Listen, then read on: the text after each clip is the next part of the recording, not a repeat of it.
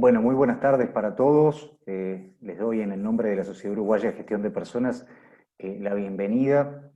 Estamos iniciando otro webinar de los que hemos programado para este año. Así que bueno, les agradecemos a todos que nos estén acompañando durante la próxima hora. Les cuento para quienes están allí hoy conectados con la sociedad por primera vez, de que la Sociedad Uruguaya es el mayor ámbito de recursos humanos de Uruguay, integrada por 1.530 académicos, profesionales y estudiantes de recursos humanos, fundada en el año 2014, por lo cual este año cumplimos 6 años. Y bueno, dentro del ciclo de actividades que prevemos para nuestros miembros, este año en razón de la emergencia sanitaria, ahora estamos retomando algunas actividades presenciales, como hicimos el evento de empleabilidad y mercado de trabajo. Tenemos previsto en el mes de noviembre las terceras jornadas de gestión humana en la administración pública, pero también encontramos en este formato una forma de mantenernos no solamente conectados, sino también de mantener esa intención o ese objetivo de agregar valor a la gestión de personas y a la gestión de ustedes en las organizaciones.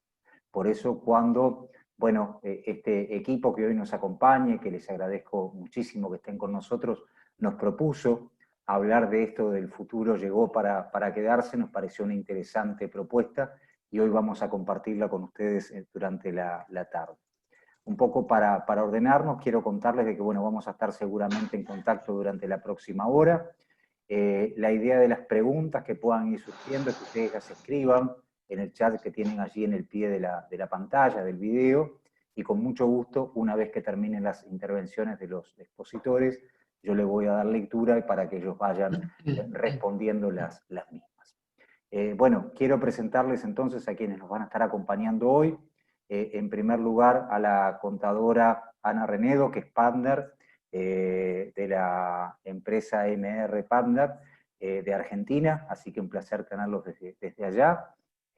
Bueno, Ana ha contribuido en la transformación de procesos de negocio, diseñando estrategias y procesos de recursos humanos, se desempeñó en posiciones ejecutivas en compañías como Accenture, Hay, Siemens y Oxford, desde las cuales trabajó para diversos sectores industriales, tanto en Argentina como en el resto de Latinoamérica. Es contadora pública, graduada de la Universidad Nacional de Córdoba, tiene un MBA en la Universidad del SEMA y también ha realizado numerosos cursos de especialización en recursos humanos en Estados Unidos. Por su parte, por Uruguay, tenemos al licenciado Enrique Herrera, que es licenciado en Administración de Empresas por la Universidad Católica, con un posgrado en especialización de recursos humanos por la Universidad Port Uruguay, y hoy se desempeña como gerente de gestión humana y relaciones institucionales en el grupo Tata, que entre otras empresas incluye el reconocido supermercado Tata. Por otra parte, nos acompaña también Alejandro Masco, quien es partner de la misma empresa, quien tuvo un papel de liderazgo en la búsqueda de la innovación aplicada a la identificación y desarrollo de talento a nivel global. Se desempeñó también en posiciones ejecutivas en Citibank, Walmart, Blockbuster, Excel, L'Oreal y Oxford, trabajando tanto en Argentina como en Europa y Estados Unidos. Alejandro es licenciado en Psicología, graduado de la Universidad de El Salvador, y también es autor de libros como, por ejemplo, Entre Generaciones, No te quedes afuera del futuro, y Los 7 mitos capitales. A ellos les doy la bienvenida y les agradecemos mucho por acompañarnos en la tarde de hoy. Bueno, muchas gracias Fernando y gracias a todos ustedes por estar acá con nosotros hoy. Vamos a empezar esta presentación. Ahora les cuento un poco. La idea es poder aportar desde el lugar nuestro y de Alejandro, mío y de Alejandro, perdón, una mirada más técnica y que Enrique pueda contarnos la experiencia práctica y cómo muchas de las cosas que estamos diciendo durante la presentación, Tata o el grupo Tata las llevó a cabo en Uruguay. Así que el título de nuestra presentación es El futuro llegó para quedarse. Claramente la pandemia nos adelantó muchísimos años en el tiempo y lo que hoy estamos viviendo es algo que todos pensábamos que iba a pasar de acá a muchos años, que es la gran digitalización de la economía, y es el gran desafío que tenemos hacia adelante. Dos palabras nada más para contarles qué es lo que hacemos, qué hace MR Partners. MR Partners, con Alejandro trabajamos ya hace 10 años juntos en consultoría de recursos humanos en 4 áreas distintas. Todo lo que es estrategia y diseño organizacional, selección, atracción y desarrollo de talento ejecutivo y mandos medios y procesos vinculados a desarrollo de talento, coaching organizacional y programas de diversidad e inclusión. Eso es lo que hacemos en MR Partners. Somos un grupo de profesionales que trabajamos en Argentina y Uruguay. Y ahora sí vamos a la presentación. Como les dije, el futuro llegó para quedarse y no es lo que parecía. ¿Qué pasó? Y es interesante, digamos, tener una mirada de lo que nos trajo la pandemia a nivel global. Esto no es una cuestión local, sino es una cuestión global, y cómo esta realidad global se fue después ajustando a cada realidad local. Lo primero que surge en esto es el distanciamiento, ¿no? Nosotros veníamos de un mundo muy conectado, un mundo muy globalizado. Este mundo conectado y globalizado, en definitiva, fue lo que propició que el COVID se esparciera de manera tan veloz por todo el mundo, con una clase media que viajaba mucho, con jóvenes que constantemente viajaban, y un mundo muy conectado a partir de la web y de las comunicaciones, en el punto de los negocios, ¿no? Pero ya se veían algunas señales de proteccionismo en algunos países del mundo. Quizás Estados Unidos fue el más fuerte y el más emblemático. Ya se empezaban a vislumbrar algunas cuestiones de cerrar fronteras, de cuidar lo que es mío, de encerrarme un poco en lo nuestro. Y lo que hizo la pandemia fue potenciar algo que se estaba empezando a insinuar de una manera abrupta. Claramente en el futuro se supone que no va a seguir de esta manera, pero difícilmente los especialistas crean que va a volver a ser lo que era. Otra de las cuestiones que esta situación nos trajo y que esta realidad nos trajo fue cambios en las tendencias de los consumidores, ¿no? Los consumidores, pero también ya se estaban empezando a ver cambios en las tendencias del consumidor, la compra online, la compra de alimentos, de vestimentas, de viajes, de pasajes, una reinvención de lo que eran las agencias de viaje. O sea, ya había también una tendencia en ese sentido, donde empezaba a verse, sobre todo en la generación Z, que no valoraba esto, que sentía como una pérdida de tiempo, esto de ir al shopping y de hacer compras, etcétera, etcétera, una tendencia más fuerte en todo lo que era la compra online y esta economía que se le llamaba el contactless, que también la pandemia profundizó. Junto con eso vinieron algunas intervenciones de gobierno en la economía privada para acompañar y ayudar un proceso económico difícil, y un trabajo muy fuerte en las organizaciones, distinto también a lo que venía ocurriendo hasta en otras crisis, pero que también se venía insinuando, que es esto de ser resiliente, ¿no? O sea, en las crisis anteriores quizás cortar los gastos era suficiente. Cortábamos los gastos y más o menos la cosa quedaba equilibrada y la crisis pasaba. Acá no se trata de cortar los gastos, porque el mundo cambió, con lo cual acá empezamos a tener que pensar en cómo nos reinventamos, o sea, cómo hacemos lo que hacíamos de una manera distinta o cómo hacemos otra cosa completamente diferente. Y ahí empezamos a ver negocios que son muy exitosos y que quizás en otro contexto jamás hubiesen aparecido. Entonces, el gran mensaje es el futuro llegó, porque todo esto era lo que venía, eran tendencias que se insinuaban, pero los mejores pronósticos hablaban de que esto se iba a terminar cristalizando en el 2030.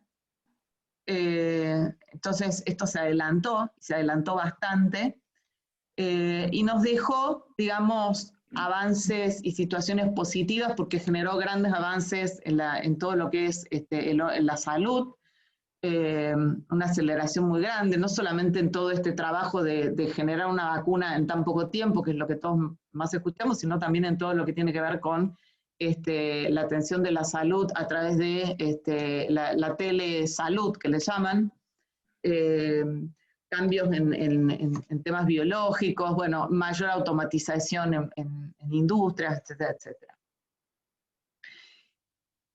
Y si damos una mirada, que no quiero entrar en detalle en la historia, pero es interesante para entender qué está pasando, darle una mirada a esto, ¿no? La primera revolución industrial fue aquella revolución, digamos, donde pasamos de ser economías agrarias, digamos, y todo basado en la tierra y en el trabajo humano, para empezar a considerar, digamos, la llegada del ferrocarril y todo lo que eso significó, el traslado de la gente del campo a las ciudades, etcétera, etcétera. Una segunda revolución industrial que fue la producción en masa, seguida de la electricidad, junto con todo lo que es el descubrimiento de la electricidad y todo lo que eso permitió, digamos, reducción de costos, metodologías, estandarizaciones, etcétera, etcétera. La tercera revolución industrial, que es alrededor de 1960, que también tuvo que ver con tecnología, porque fue cuando se inventa o el primer transistor, digamos, que es lo que, sin entrar en detalles técnicos, lo que permite a la larga generar, digamos, estas plaquetas de computadora que están acá en la imagen, estas que están acá donde dice 1960, y en realidad lo que hace todo a partir de este año es un crecimiento exponencial en todo lo que tiene que ver con tecnología, comunicaciones, computadoras, etcétera, desde pasar de aquellas computadoras que ocupaban una habitación completa a un teléfono celular que hoy es una computadora. A partir del 2011 se empieza a hablar de la cuarta revolución industrial. ¿Qué tiene de particular la cuarta revolución industrial? La cuarta revolución industrial, lo distinto que tiene de las otras tres, es la primera vez que se integra la persona, la biología y la máquina. Yo me acuerdo hace unos años hice un curso de Singularity University, que es una de las universidades que habla más conocidas en temas de innovación en Estados Unidos, y uno de los fundadores decía que iba a llegar un momento en que las personas íbamos a tener un chip adentro de la cabeza donde íbamos a almacenar todo aquello que no nos entraba en nuestra memoria normal, y eso iba a estar en la nube. Entonces, ¿qué uno iba a hacer? Como hacemos en la computadora. Iba a traer de la nube lo que necesitaba para usar en ese momento. Digo, no sé si llegará a pasar o no, pero creo que es lo que mejor grafica lo que es la cuarta revolución industrial.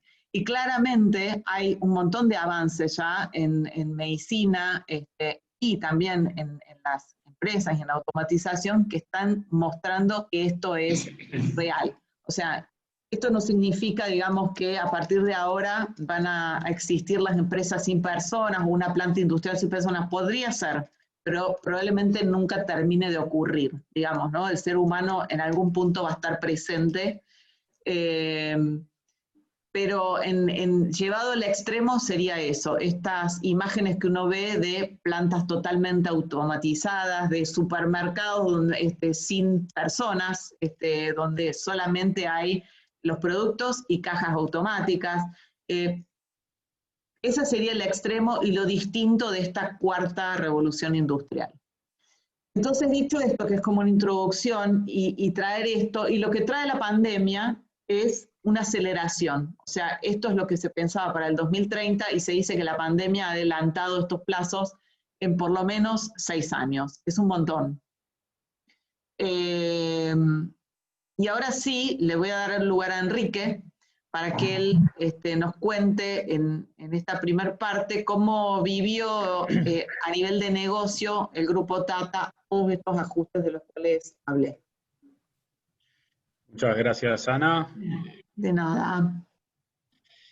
Nosotros, yo voy a estar, mientras hago la introducción, voy a estar compartiendo pantalla. Nosotros comenzamos un proceso de cambio organizacional. Díganme si ahí se está viendo la pantalla. Sí, correcto. Sí. Sí. a partir del 2017, que es lo que le voy a contar ahora, pero antes una introducción al grupo. Hoy, un poco como decía Fernando, la compañía gestiona diferentes marcas.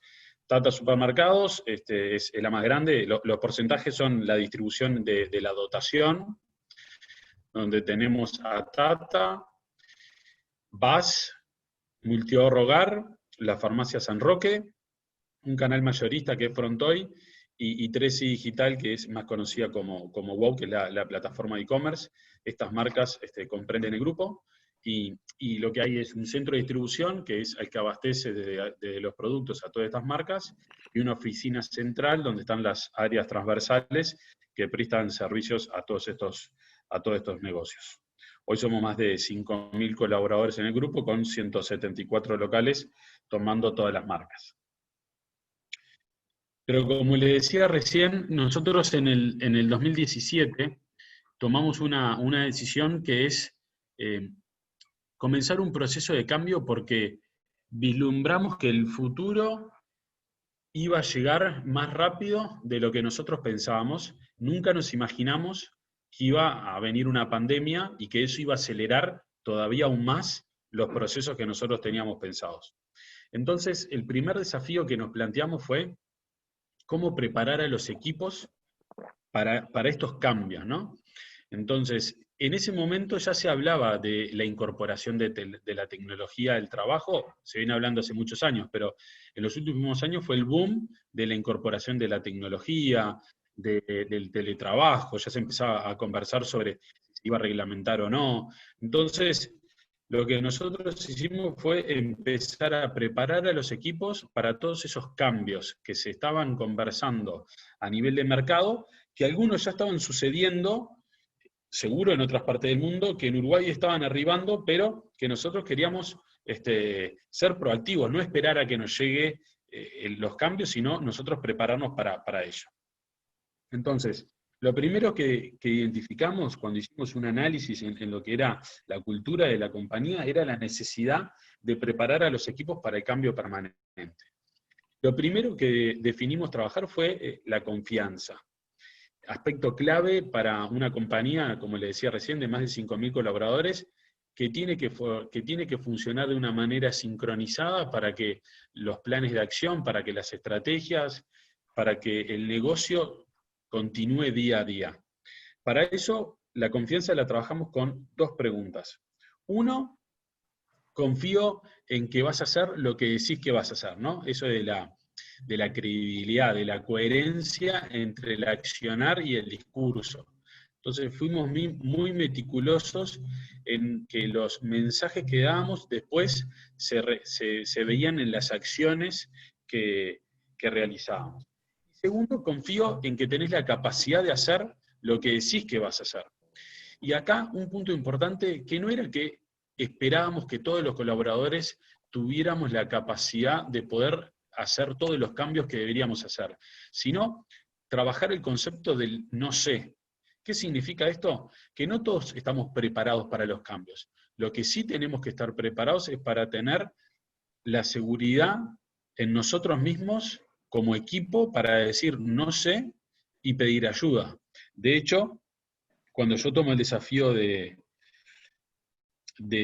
cargo de gerencia, de gestión humana en la compañía, creo que fueron 6 meses u 8 meses después, si no me equivoco, Ale, una de las primeras cosas que me di cuenta era la necesidad que yo tenía de que alguien me ayudara a tomar el rol, a entender mejor el rol en una compañía de 5.000 colaboradores. Y así fue como empecé a trabajar con Ale Mascó, que está acá en la Col, como coach mío, para ayudarme a desarrollar habilidades personales y profesionales para poder tomar el rol y hacer una buena gestión. Entonces, eso es fundamental. Y eso el equipo, en vez de verlo como una debilidad, lo vio como una fortaleza, el de pedir ayuda. Entonces, estos dos conceptos son claves para empezar a generar confianza en un equipo para poder enfrentar los cambios que venían por delante. En segundo lugar, y lo pongo en años, como para ir viendo los pasos, ¿no? Pero esto también va confluyendo al mismo tiempo que va sucediendo. No es que la confianza no la trabajamos más desde el 2017, ¿no? Pero digo, es algo que se va construyendo a medida que vas avanzando. En el 2018, un año de conversaciones, donde empezamos a pensar cuál era el modelo de cultura organizacional que queríamos como compañía. Y ahí un aspecto fundamental es la participación de los colaboradores, de todos, en la construcción de cultura, ¿no?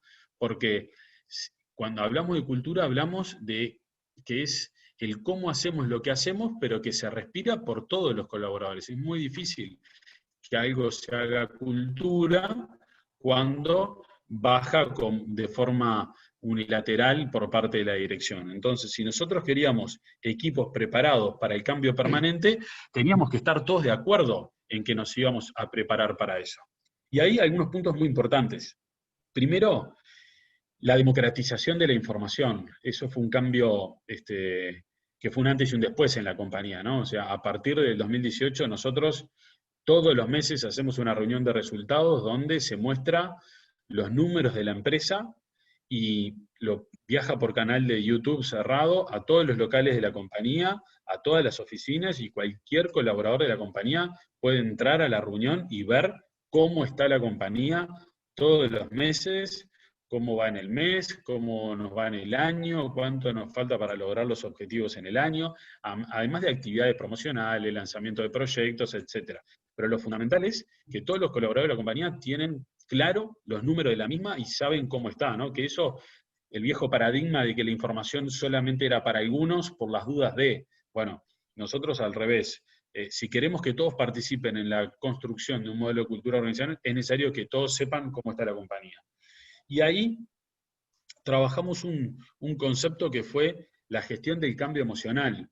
Un taller que en principio fue para los líderes y después, en el correr de los años, se está haciendo para toda la compañía, que es cómo nosotros nos preparamos desde el punto de vista emocional para los cambios. Sin lugar a dudas, el COVID, además de traer, de que fue una crisis sanitaria, una crisis social, una crisis económica, también tuvo un impacto emocional en el que, si no estábamos preparados, que igual creo que a la mayoría nos agarró mal parados en ese sentido, era difícil trabajar eso, ¿no? Porque cambiaron los hábitos, cambiaron los comportamientos, cambió nuestra forma de vincularnos. Entonces, inevitablemente, además de todo lo anterior, eso iba a generar un impacto emocional. Entonces, nosotros empezamos a trabajar sobre las emociones, sobre cómo gestionar las emociones y cómo trabajarlas entre nosotros. Para eso, puntos importantes es diferenciar los conflictos personales de los operativos y no dejar temas tabúes, ¿no? Nosotros, hay un concepto que tenemos incorporado en la empresa, es el hablar con el lado izquierdo, ¿no? El cerebro entre el lado derecho y el lado izquierdo. Significa el lado izquierdo es eso que no tiene filtro. Bueno, muchas veces capaz que las formas no son las adecuadas, pero nos decimos las cosas como realmente pensamos, sin como se dice comúnmente, sin dibujarlas, sin disfrazarlas, ¿no? Sino que es lo que realmente pienso. Luego de generar ámbitos de confianza y luego de tener conversaciones donde cada uno pueda participar y decir lo que realmente piensa y sienta, hablamos de compromiso. ¿Qué es el compromiso? Y lo grafico en algo bien simple, que nosotros lo tenemos, nosotros nos pusimos que cada vez que haya un papel tirado en el piso, nos vamos a agachar a levantarlo y a tirarlo.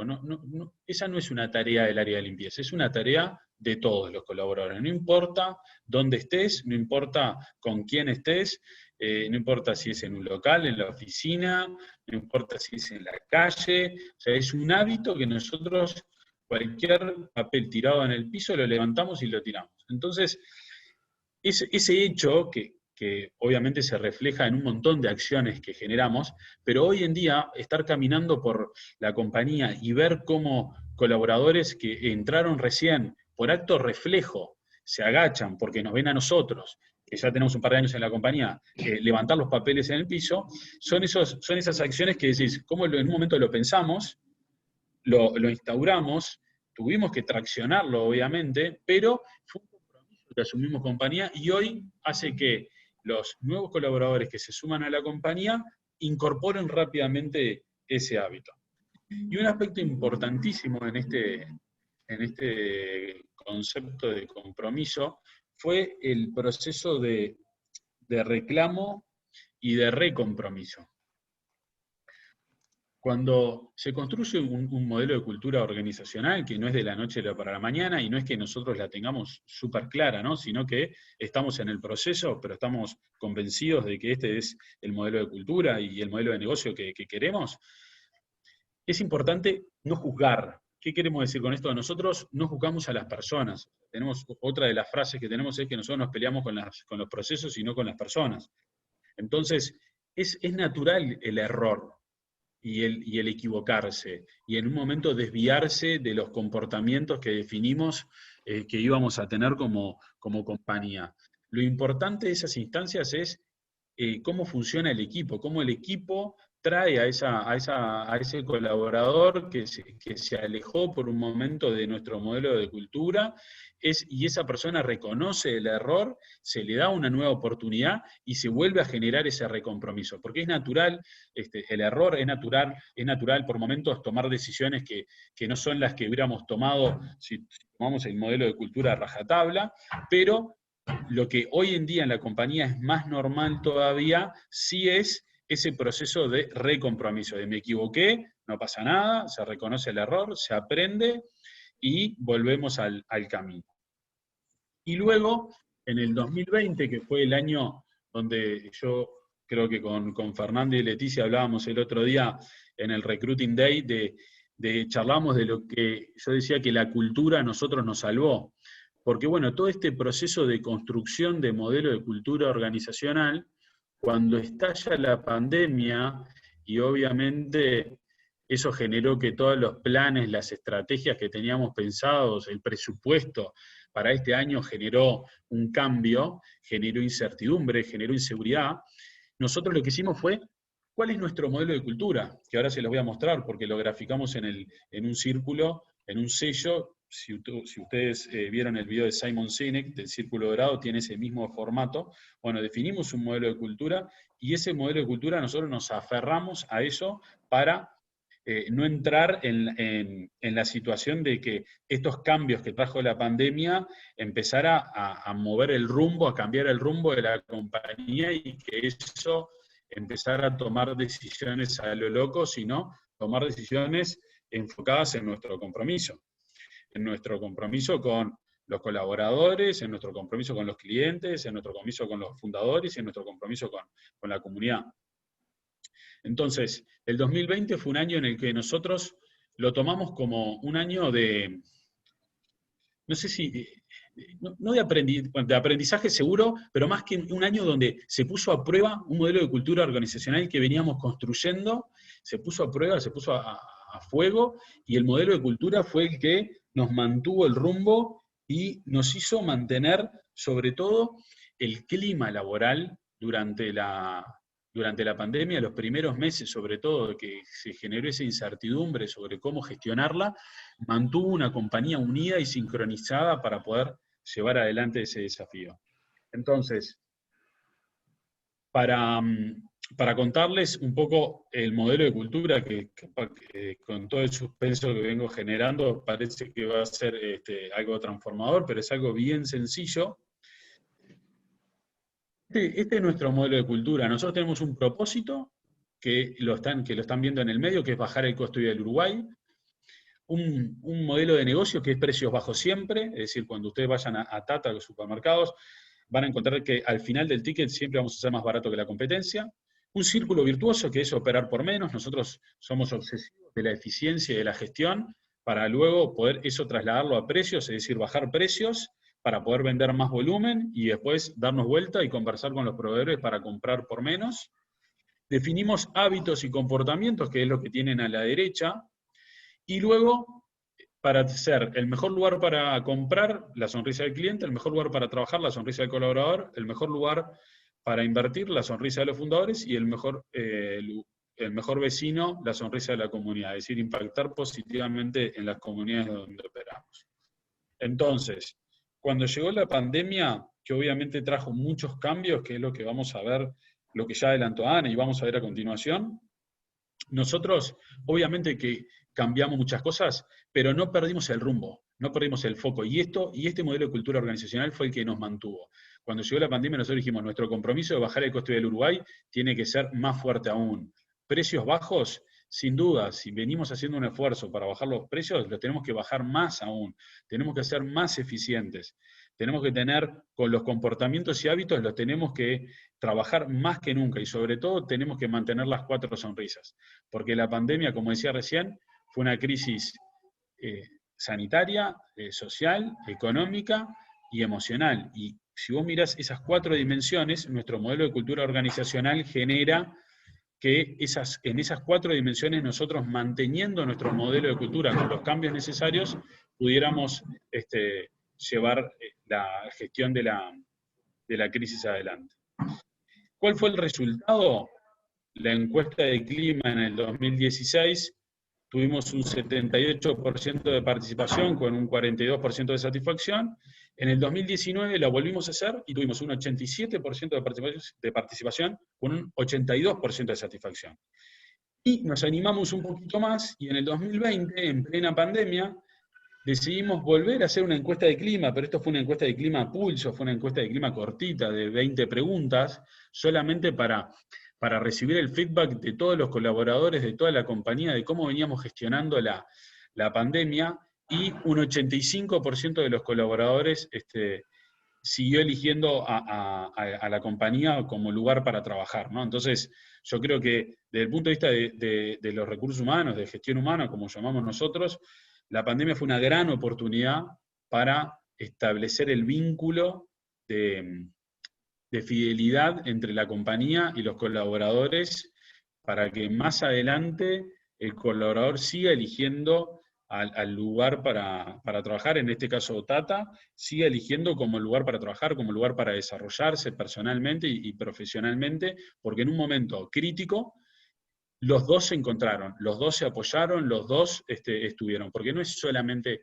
desde la compañía, sino que el esfuerzo y el compromiso de todos los colaboradores, abriendo los locales todos los días con la incertidumbre del principio, y la compañía con todas las medidas que tomamos para que el trabajo, para que trabajen tranquilos y seguros de que los estábamos cuidando, eso generó una unión que es muy difícil de romper. Entonces yo creo que las áreas y las compañías tuvieron, durante la pandemia, tuvieron la oportunidad de fidelizar el vínculo con el colaborador. Ana o Ale, no sé quién sigue, pero los dejo.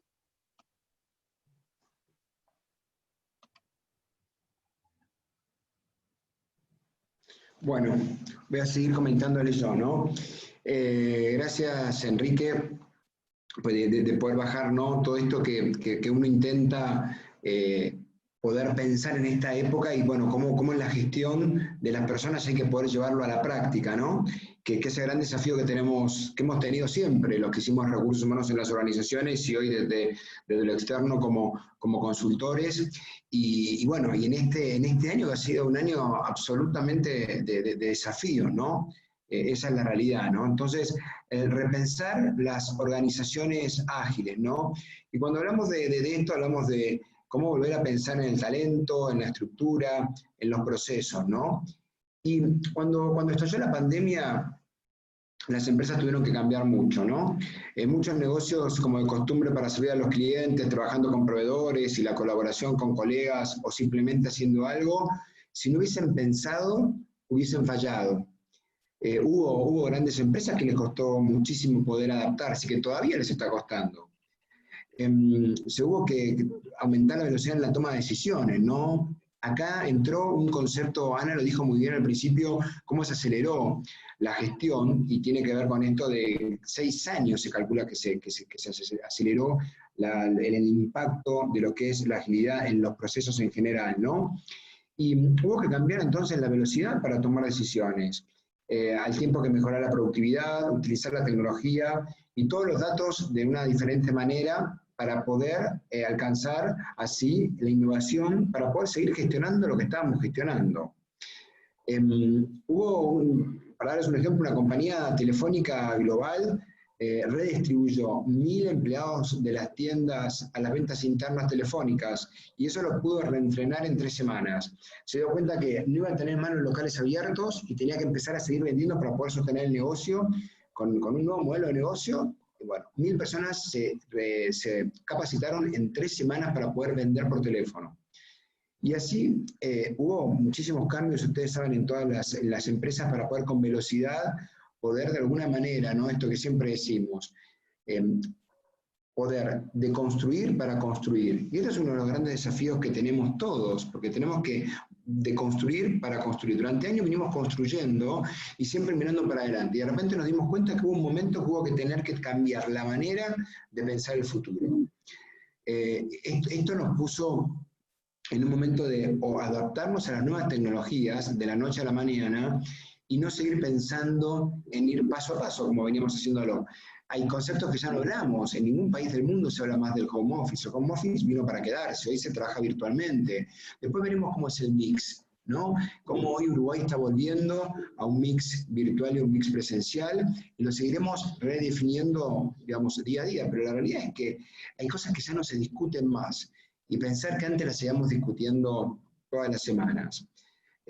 La pandemia puso que los equipos de liderazgo tengan la tecnología y los datos como una herramienta básica para poder tomar nuevas decisiones. Y esto es súper importante porque hoy estamos tomando decisiones a través de datos que antes teníamos, pero capaz no le damos la importancia que hoy nos damos cuenta que tienen.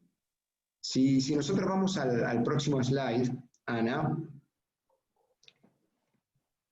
donde vemos que la transformación digital está tan relacionada a las personas como a la tecnología. Este es un concepto muy importante para entender. La tecnología y las personas que interactúan en nuevas formas están en el corazón del nuevo modelo operativo para los negocios y a la vez para poder crear una organización post-pandémica. También lo es la velocidad, ¿no? Pero una organización diseñada para la velocidad verá resultados poderosos, incluyendo la respuesta rápida a los clientes, las capacidades mejoradas, un mayor rendimiento y obviamente en términos de rentabilidad de ingresos y el retorno al capital.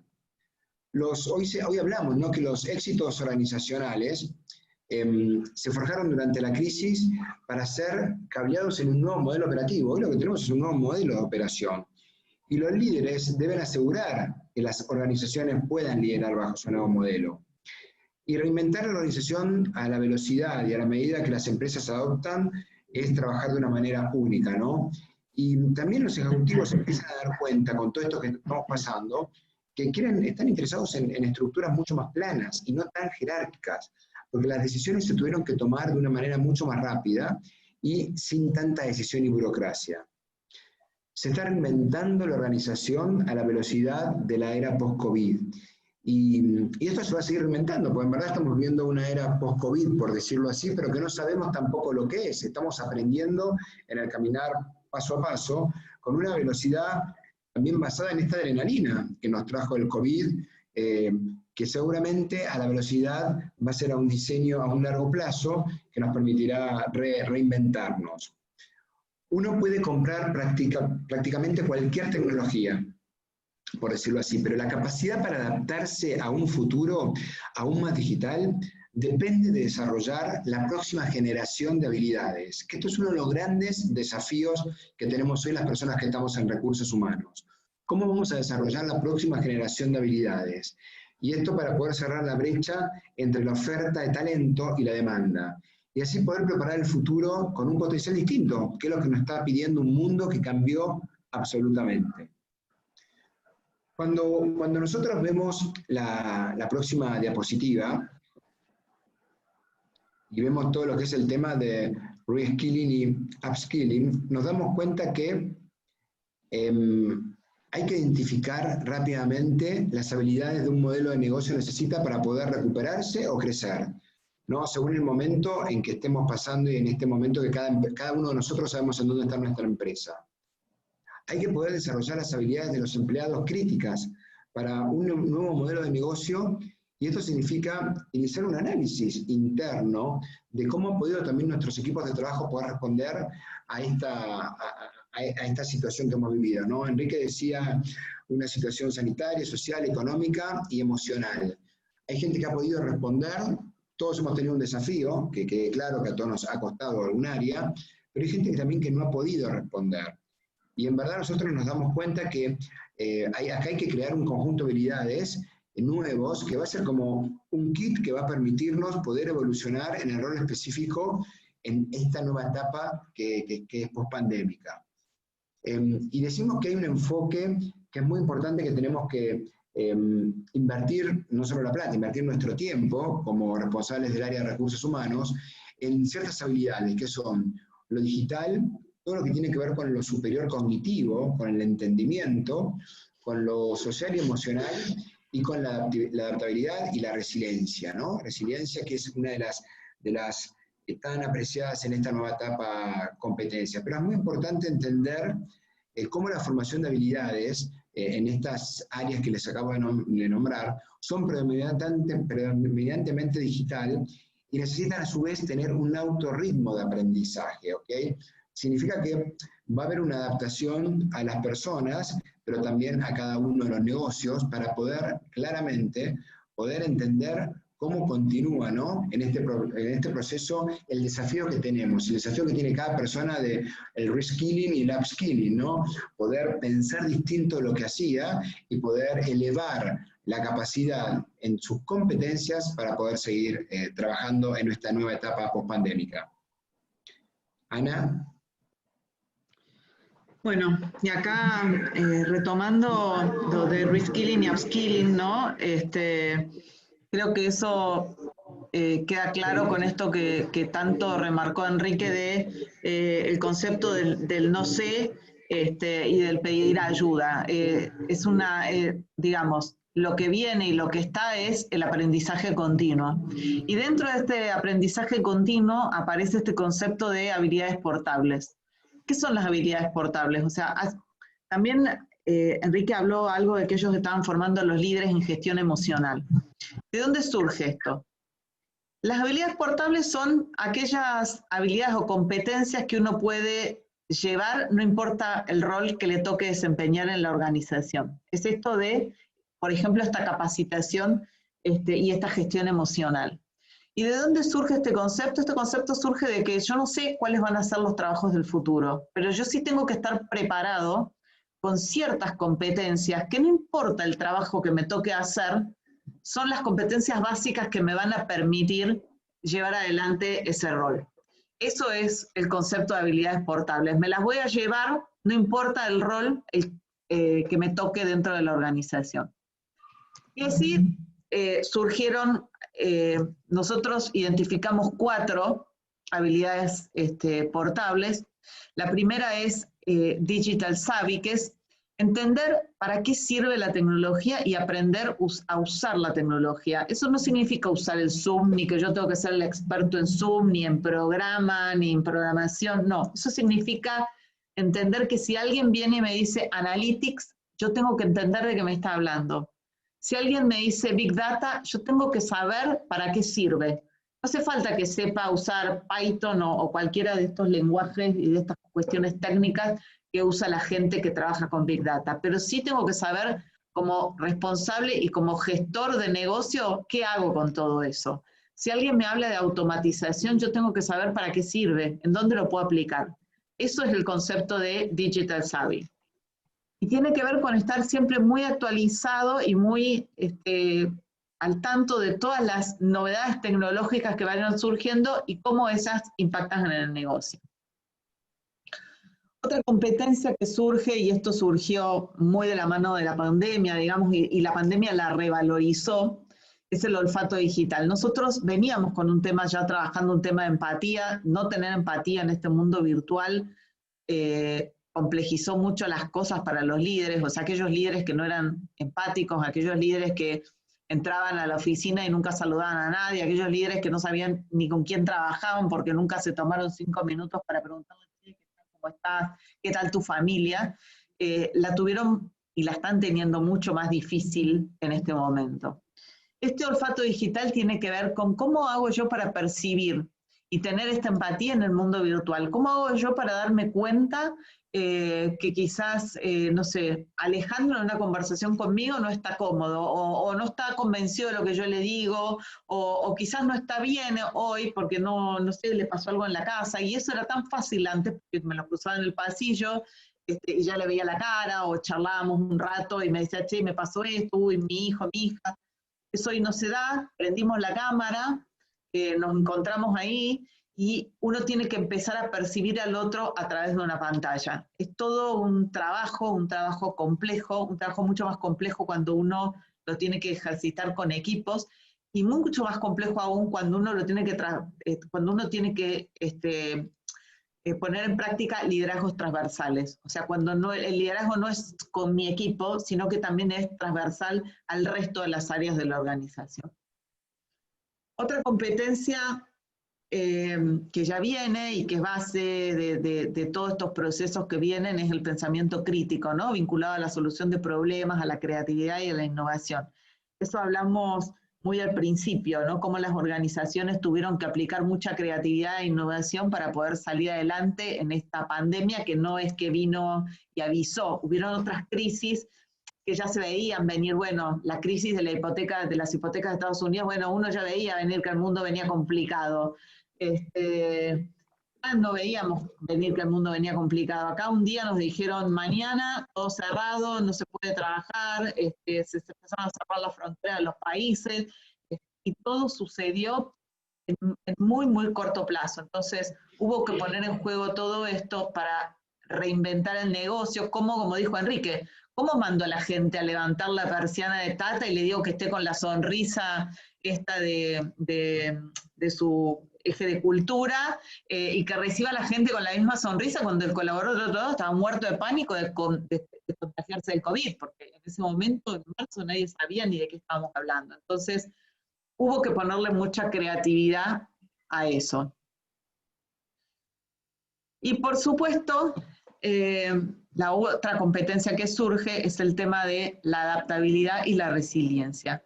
¿Cómo me adapto? ¿Cómo soy capaz de reaprender constantemente? ¿Cómo soy capaz de entender que lo que hoy está no necesariamente, y lo que hoy sirve no necesariamente va a servir mañana, y yo me tengo que acomodar a eso?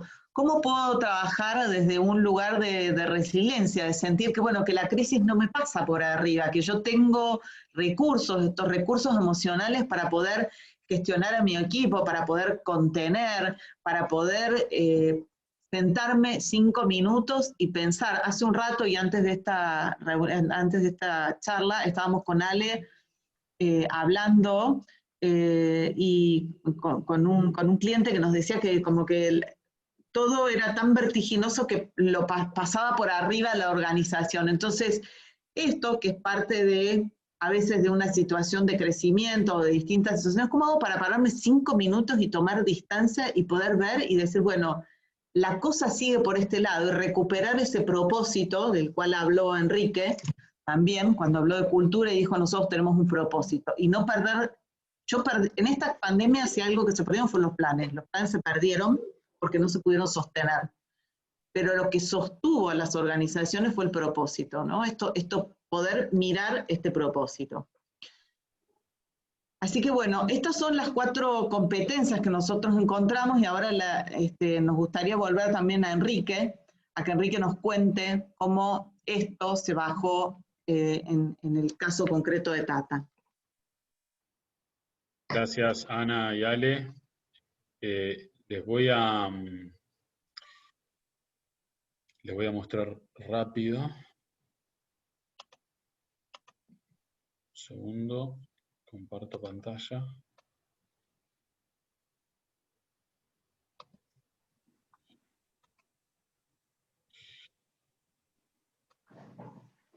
¿Ahí se está viendo? Sí, correcto. Bien. Bueno, como les comentaba hoy, uno de nuestros ejes de cultura organizacional es el mejor lugar para trabajar. Y la pandemia no iba a poner esto en segundo lugar, ni nos iba a mover las estructuras, sino que no importa si está la pandemia o no está la pandemia, no importa la circunstancia que haya, nosotros queremos ser el mejor lugar para trabajar y estamos todos los días para eso. Entonces, acá en este slide van a ver diferentes medidas que, tomando lo que decían Ana y Ale, la tecnología, ¿no? La incorporación de la tecnología, el olfato digital, y a nosotros nos pasó que en el 2019, el año pasado, ya parece que fue hace mucho, nosotros tomamos una decisión que fue migrar a Google, ¿no? como medio de comunicación, y empezar a utilizar la herramienta Meet, ¿no? Como así está Zoom, también está Meet, y cuando empezamos a ver que teníamos estas herramientas, lanzamos el beneficio del home office. Yo me creía que era un adelantado, ¿viste? Que dentro de poco me transformaba en Google, ¿no? Obviamente que tuve las discusiones internas de, no, home office, no van a laburar, no, si lo mandamos para la casa no laburan. Entonces, sentarme a charlar con esas personas hoy, cuando el home office, como decía Ale, es algo que no se discute, que ya es una modalidad de trabajo, parece que hubieran pasado 10 años, y fue hace 6 meses que tuve esa discusión.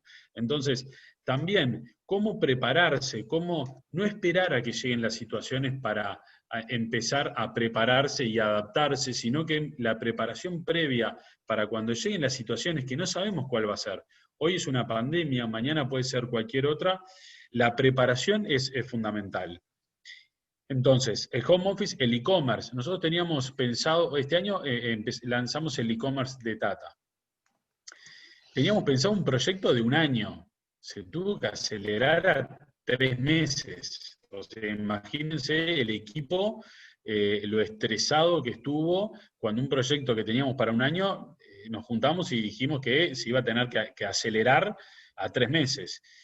BAS, el local de e-commerce de BAS, era de los 27 locales, creo que era el 10º en venta, hoy es número 1.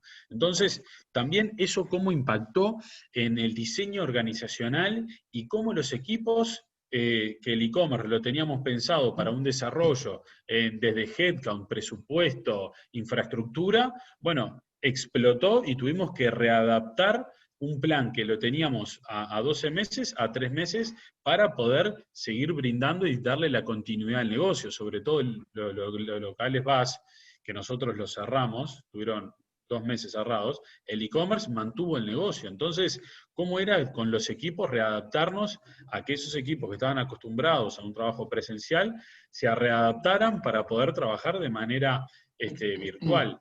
Entonces, el e-commerce fue un gran desafío para nosotros. Desde el punto de vista de la tecnología, en lo que es la gestión emocional y en la tranquilidad y seguridad de los colaboradores, sobre todo de los supermercados, que fueron los que por un momento se declararon un servicio esencial y mantenían los locales abiertos el 13 de marzo, el 14, digo 13 de marzo porque fue cuando tuvimos los primeros 4 casos, ¿no? Pero el 14 de marzo los seguimos abiertos, 15 de marzo, o sea, esos primeros días. Y nosotros con la emergencia médica teníamos una aplicación que no estaba desarrollada, pero que fue un boom, que fue las videoconsultas médicas. O sea, en todos los celulares de todos los locales de la compañía, ahí está instalado una aplicación donde el colaborador puede hacer una consulta con el médico, no con un chat, no con un bot, con un médico en vivo que del otro lado lo escucha, le responde y además le hace seguimiento a su consulta. Entonces, una aplicación que no estaba en nuestro comportamiento habitual, hacer una consulta médica a través de la pantalla, sino que íbamos a la emergencia, pero en ese momento el Ministerio de Salud Pública recomendó no generar aglomeraciones en las emergencias, entonces esta aplicación que la teníamos quinto plano, pasó a primer plano y eso descongestionó muchísimo el nivel de estrés y de tensión y de ansiedad que generaban los síntomas al principio, ¿no? Yo siempre hago el mismo cuento. En Uruguay no hubo cuarentena obligatoria, pero en el primer mes que fui con mi hijo de 3 años a una panadería, tosió 2 veces y me miraron como diciendo, salí de acá, no sé qué te pasa, viste, andate a encerrarte en tu casa. Entonces, ese nivel de tensión y de incertidumbre que había, bueno, tomando las medidas, incorporando la tecnología, llevándole tranquilidad a los colaboradores, trabajando con otra modalidad que es oficina central, que pasó a trabajar home office. Hay aproximadamente 350 colaboradores que pasaron de un viernes 13 de marzo a trabajar presencial a un lunes 16 de marzo a trabajar virtualmente, y la compañía siguió funcionando. Obviamente que tuvimos ajustes, pero el haber ya empezado a utilizar la herramienta Meet nos permitió que no sea tan dificultoso la adaptación a lo virtual. Y después, me parece que hay otro concepto que es clave en este concepto que hablamos del futuro, llegó para quedarse, que es robar ideas, en el mejor de los sentidos, ¿no? Nosotros nos jactamos de ser expertos ladrones en robar ideas. En el supermercado en un momento identificamos que el momento de la compra, del pago, del cliente con el cajero o la cajera, era un momento de alta tensión, porque no estaba pensado la caja para el distanciamiento físico del 1,5 metros o 2 metros. Entonces, miramos el mundo, y en Europa, que ya venían con el tema bastante más avanzado que nosotros, vimos que se habían puesto mamparas. Fue mirar el mundo, robar esa idea, implementarla, y se acabó el problema de la tensión que había, tanto para el cliente como para el colaborador, el momento del pago, del pasar por la caja. Entonces, también en esto del futuro, hay procesos que llegan con una velocidad distinta a otras partes del mundo, y hoy con la conectividad que tenemos, con la globalización que tenemos, es tomarse un poco, como decía Ana, ¿no? Salir de la vorágine del día a día, de esa operativa, de eso que nos come las piernas, y mirar un poco qué está pasando en el mundo para poder tomar prácticas e implementarlas en la compañía, que parece que nosotros fuimos el primer supermercado en implementarlas, y parece que fue algo que descubrimos América, y en realidad fue mirar en internet qué estaba pasando en el mundo y tomar las mejores prácticas.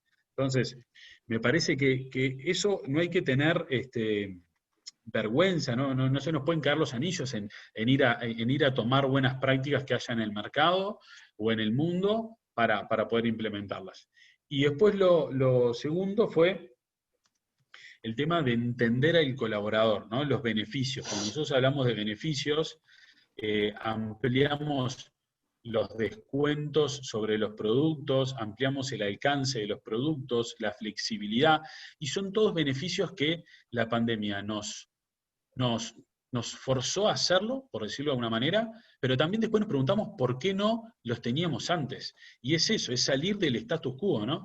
Es de vuelta, es no esperar que suceda algo para actuar distinto, sino todos los días levantarnos y pensar qué podemos hacer distinto para mejorar la experiencia del cliente, para mejorar la experiencia del colaborador, para mejorar el negocio para el inversionista, para mejorar el impacto positivo en las comunidades. Entonces, también eso aprovechamos de la pandemia y no dejamos que se vaya con la pandemia, sino que es retener eso de no esperar a que suceda algo para ver qué podemos hacer distinto, sino que es levantarnos todos los días y pensar qué podemos hacer distinto, como por ejemplo la canasta abuelos.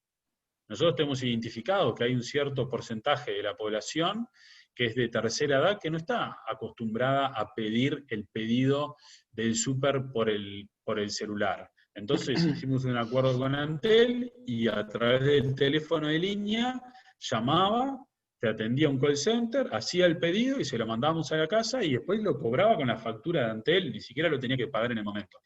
Son todas ideas que, igual, como tomando lo que decían Ale y Ana, es eso, es cómo prepararnos, es cómo desarrollar esas capacidades, cómo pensar distinto, cómo ser disruptivo, cómo utilizar la tecnología no solo para el negocio, sino para mejorar la experiencia del colaborador. Es lo que nos desafía, y es en lo que tenemos que preparar a los equipos permanentemente, porque ahora una frase que estaba gastada, que era la única constante es el cambio, hoy ya no da ni para utilizarla, ¿no? Si la utilizás parece que fueras un dinosaurio, porque es algo que ya está totalmente incorporado.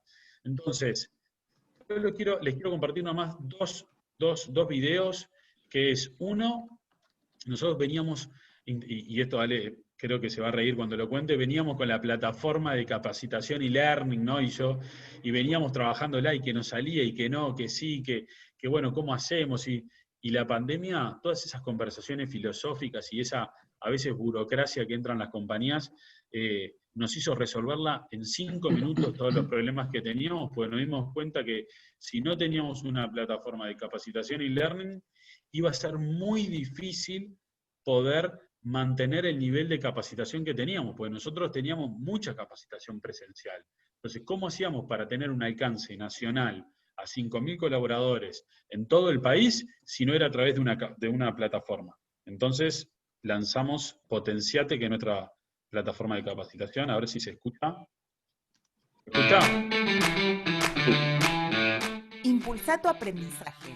Conoce los cursos que ya están disponibles para vos, solo para vos, en nuestra plataforma eLearning. Rol de estoquista. Aprenderás sobre exhibición, manejo de mercadería, impresión de etiquetas, listar bases de pedidos y el manejo de la información necesaria. Rol del cajero. Sabrás más sobre el cobro y embolso de mercadería, lo necesario para arrancar y cerrar tu jornada en caja, recibir y orientar al cliente y el manejo de dudas y reclamos. Rol del repositor.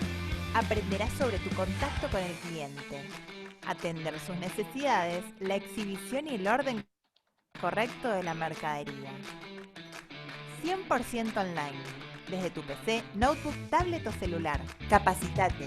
El desarrollo personal y profesional es posible. Impulsa tu aprendizaje.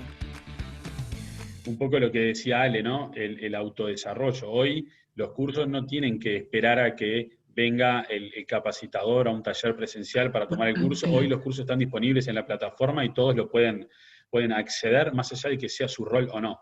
Y para cerrar, porque estamos en hora, el reconocimiento, ¿no? Un hábito fundamental para la compañía y sobre todo en esta pandemia, pero con una característica distinta, reconocimientos 360. ¿Qué quiere decir? Que no es solamente el líder el que puede reconocer. Hoy nosotros hemos implementado un programa donde todos los colaboradores se pueden reconocer entre sí. Al principio, por parte de los líderes, hubo resistencia por miedo a perder ese poder, en el buen sentido de yo soy el que reconoce. Pero cuando implementamos el programa, hicimos la prueba piloto y se empezó a ver que el reconocimiento fluía mucho más cuando era entre colaboradores y cuando los propios colaboradores reconocían a su líder y el líder hacia abajo, o sea, cuando era de ida y vuelta, el impacto que tuvo este programa en el clima laboral fue impresionante, porque se desmitificó esto de que el reconocimiento es solo por parte del líder. Entonces, tengo algunas slides más, pero no voy a extenderme mucho más. Yo para cerrar, digo que la pandemia trajo muchos cambios, sobre todo, como decían Ale y Ana, las competencias que hay que desarrollar, pero nosotros creemos que hay algo que es fundamental, que es preparar a los equipos emocionalmente para los cambios. Muchas de las barreras que tenemos nosotros, los seres humanos, son barreras propias de nuestra propia cabeza, de nuestra propia psicología, que hace que no nos animemos a dar pasos. Bueno, las organizaciones tenemos la responsabilidad de romper esos paradigmas, romper esas barreras y demostrarle a los colaboradores, en nuestro caso, pero a todos nosotros, que somos capaces de adaptarnos, de continuar, de profesionalizarnos y de mejorar.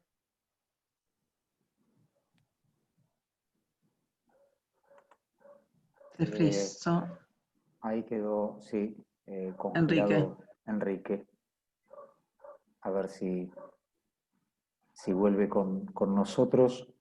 Si no, aprovecho este minutito a ver si logramos retomar con... Hola. Ahora Acá sí, está. perfecto. Bien. Dejaba de compartir la pantalla, pero agradecerles el espacio, obviamente, pero como les decía, me parece que lo fundamental es prepararse, no esperar a que lleguen las situaciones para ver cómo nos adaptamos, sino que es prepararse todos los días para que cuando llegue una X situación, que puede ser una pandemia o cualquier otra, los equipos estén a la altura de las circunstancias. Bueno, agradecerles a ustedes. Vamos a ver si surge alguna pregunta allí a través del chat. Nos escriben y con mucho gusto les traslado a los ponentes la consulta. Por allí Fabiana Mancebo dice, me encantó el reconocimiento 360. Yo les quiero comentar de que, bueno, esta webinar la hemos grabado, por lo cual seguramente a partir del viernes va a quedar tanto en el canal de YouTube de la Sociedad Uruguaya de Gestión de Personas como en nuestras redes sociales a disposición para los colegas de ustedes que quieran compartirla o mismo ustedes con sus colegas o con sus equipos de trabajo. Yo a modo de cierre, y en estos últimos 5 minutos, me gustaría un poquito hacerles 2 consultas, una a Enrique y otra a Ana y Alejandro, y que están tal vez vinculadas tanto no al futuro, sino al pasado reciente. Esto lo veo desde un lugar tal vez más social, pero si uno ve como forma espejo el rol de Tata, después del grupo, pero de Tata en particular, el supermercado está muy emparentado con lo social, es decir, la gente lo ve como una marca social que le brinda soluciones más allá del tema del consumo. Es decir, el eslogan de bajamos el costo de vida de los uruguayos no es porque sí, yo creo que la gente lo percibe así. Y allí se ha dado una situación que quiero ver un poco cómo la has vivido, Enrique, cuál ha sido tu principal desafío, en el sentido de que al tiempo de que el grupo empezó a adquirir empresas con una impronta completamente distinta, porque claramente no era lo mismo Supermercados Tata que Frontoy o que Wow o que Farmacia San Roque, donde el perfil de los colaboradores era claramente distinto. Pero que en definitiva fue un cambio que para la gente fue o transparente o más favorable. ¿A qué voy con esto?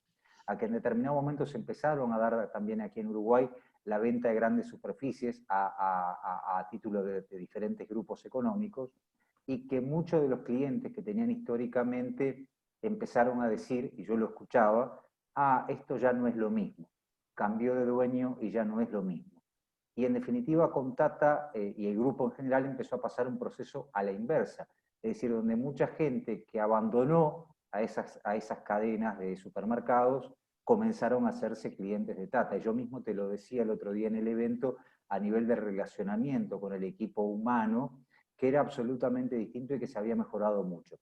Pero yo me gustaría en breve conocer cuál es tu opinión sobre ese desafío que tuviste que pasar, porque para Uruguay fue un ritmo vertiginoso, el de la conformación del grupo, vuelvo a lo mismo, con empresas con perfiles públicos y colaboradores distintos, y en el caso de Alejandro y Diana, preguntarles cómo desde MR Partner apoyaron, digamos, la gestión de Enrique o la gestión humana en este desafío. Gracias, Fernando. Primero, gracias por el feedback, siempre constructivo y dándonos para adelante. Yo creo que el gran desafío nuestro, si vos te pones a ver las diferentes unidades de negocio, en realidad todas tienen un hilo conductor, ¿no? Que es, tomámelo entre comillas, el bienestar, ¿no? Buscar el bienestar de los uruguayos. Ese es el hilo conductor de todas las unidades de negocio, más allá desde dónde, ya sea puede ser bajar el costo de vida del Uruguay desde Tata, disfrutar de lo simple desde VAS, vivir mejor desde Multihogar, vivir más sano desde San Roque. Entonces, todas las unidades de negocio confluyen en lo mismo, que es hacer sentir mejor al uruguayo. Entonces, cuando vos tenés ese hilo conductor en las unidades de negocio, se hace mucho más fácil la sincronización entre ellas y el trabajo en conjunto de las diferentes marcas para lograr ese objetivo, porque el objetivo es el mismo. Cada una aporta desde distinto lado, desde distinta dimensión, de distinto rubro, pero sí vamos todos alineados en mejorar el bienestar de los uruguayos. Entonces, me parece que como compañía tener eso claro hace que cualquier incorporación, cualquier desarrollo de unidad de negocio, de marca, genere que esté alineado, entonces vamos todos para el mismo lado, tenemos todos el mismo norte, el mismo rumbo. Y eso hace mucho más fácil la sincronización que si tuviéramos rumbos distintos o cada una persiguiera un objetivo distinto. Bien. Y desde el punto de vista de ustedes, de la experiencia, digamos, de trabajo con el grupo y con Enrique, ¿cuál fue el desafío más interesante? ¿Desde qué lugar ustedes concluyen que aportaron como lo han hecho, valor a toda esta cadena. Hablo primero a Joana y después cerrás vos, Can, también. Los dos hemos hecho mucho aporte. Creo que, bueno, como lo dijo Enrique, yo he trabajado en estos 2 años muchísimo con Enrique, digamos, he vivido mucho tiempo en Uruguay, ¿no? En estos últimos 2 años, y creo que Enrique es una persona más muy generosa, él lo dijo en su momento, porque, digamos, para que te coachen y para que estés abierto a recibir capaz los 20 y pico años de experiencia, tanto de Ana como los míos, y entender que los dos en un proceso de aprendizaje, uno desde la afuera y Enrique y la organización desde la adentro, entendiendo cuáles son los puntos de encuentro. La verdad que ha sido una manera pero muy válida, porque creo que han estado abiertos a aprender, están abiertos a innovar, han estado abiertos a ser número uno y caminar en ese camino. Entonces, la realidad es que ha sido un proyecto y un proceso súper lindo, ¿no? Cuando uno ve estas presentaciones como tantas otras que hace Enrique,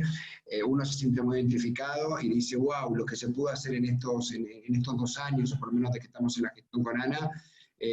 Y bueno, creo que la organización, como todas las organizaciones, yo creo que muchísimos de los que nos están escuchando, uno cuando nosotros con Ana fuimos directores de recursos humanos, uno la verdad que siempre quiere que su organización sea la mejor, transformar no es fácil, convencer no es fácil, pero yo siempre digo, cuando uno en la gestión de recursos humanos le pone pasión a lo que hace, que yo creo que en ese sentido Enrique y su equipo han sido brillantes en esto, como también el comité que dirige hoy todo el Grupo Tata en Uruguay.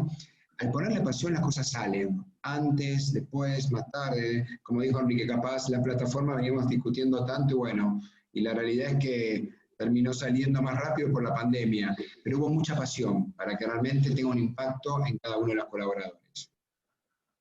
Bien, Ana.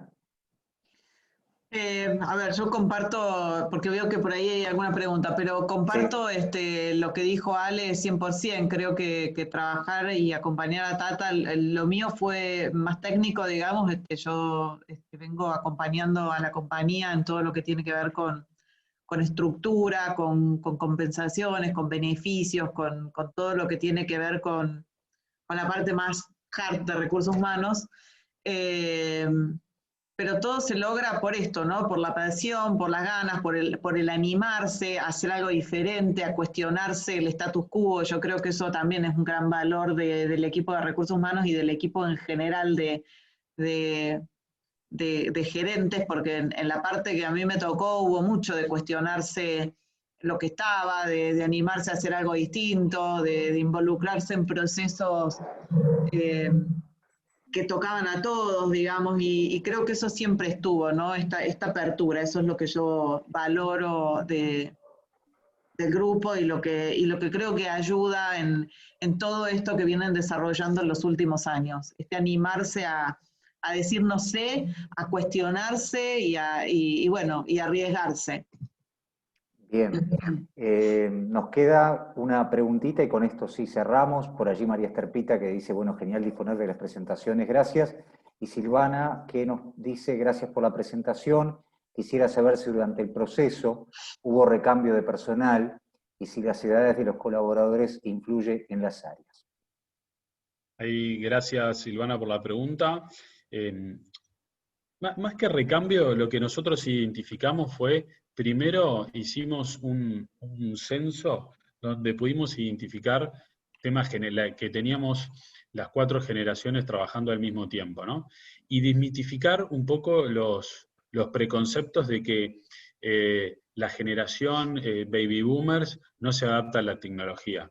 Nosotros, yo siempre pongo el mismo caso y si algún día la voy a hacer famosa porque la nombro siempre, que es una regional de operaciones que tiene 42 años de compañía, que se llama Ana, que cuando nosotros le entregamos las tablets a cada uno de los regionales, regionales es un rol que tiene a cargo 10, 12 locales más o menos, para que maneje los indicadores del local, para que maneje la venta en vivo, el stock en vivo, el stock en el centro de distribución, el stock en el local, la merma, la avería, el ausentismo, o sea, un dashboard con un montón de indicadores la adaptabilidad que tuvo para el manejo del iPad con el dashboard, los indicadores, táctil, fue impresionante. Entonces, desde mi ignorancia y desde el prejuicio, fui y le pregunté, pero ¿cómo fue que te adaptaste más rápido? Me dijo, lo que pasa es que dice, hay algo que vos no entendés. Lo mío es vocación de servicio. Yo empecé con la caja registradora manual. O sea, todos los cambios para mí tienen un mismo objetivo, que es brindarle una mejor experiencia al cliente. De la caja registradora manual al iPad que me acaba de dar, pasaron un montón de cosas. Entonces, creo que nosotros desde ese punto de vista rompimos ese paradigma del tema de las edades. Hoy tenemos una compañía que tiene todas las edades, todas las generaciones trabajando, que aprovechamos las fortalezas y las oportunidades de todas las generaciones, pero no... Y tampoco nos limitamos en a ver cuántas personas tenemos de tercera edad o cuántos jóvenes tenemos para manejar el número correcto y ser políticamente correctos. O sea, es un tema de capacidad, un tema de actitud, sobre todo, como decía Ale, y adherir a los valores de la compañía para poder incorporarse, que es una compañía que genera mucho aprendizaje, es gran formadora, entonces no importa la edad que tengas, si querés aprender y hacer carrera, te sumás a la compañía. Bien, bueno, me resta agradecerles a los tres por haber compartido este tiempo tan valioso con todos nosotros, también a la gente que se sumó a este webinar de la sociedad.